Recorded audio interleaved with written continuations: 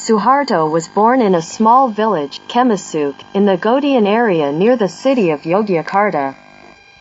During the Dutch colonial era, he grew up in humble circumstance. His Javanese Muslim parents divorced not long after his birth, and he was passed between foster parents for much of his childhood. During the Japanese occupation of Indonesia, Suharto served in Japanese organized Indonesian security forces. Indonesia's independence struggle saw his joining the newly formed Indonesian army. Suharto rose to the rank of Major General following Indonesian independence.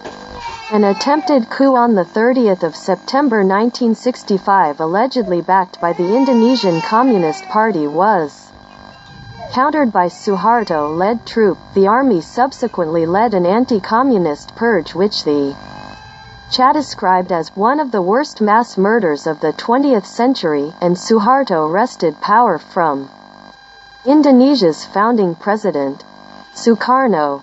He was appointed acting president in 1967, replacing Sukarno, and elected president the following year.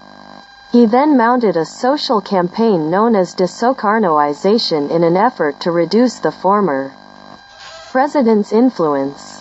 Support for Suharto's presidency was strong throughout the 1970s and 1980s. By the 1990s, the New Order's authoritarianism and widespread corruption were a source of discontent and, following a severe financial crisis, led to widespread unrest and his resignation in May 1998.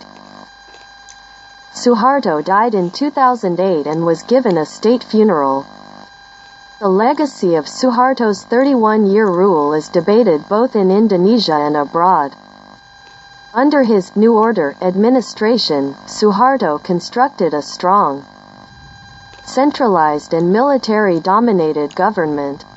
An ability to maintain stability over a sprawling and diverse Indonesia and an avowedly anti-communist stance won him the economic and diplomatic support of the West during the Cold War.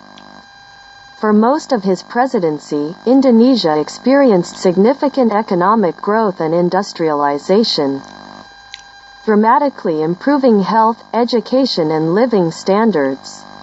Plans to bestow Suharto with a national hero title are currently being considered by the Indonesian government and has been highly debated in Indonesia, according to Transparency International. Suharto is the most corrupt leader in modern history, having embezzled an alleged $15-35 billion during his rule.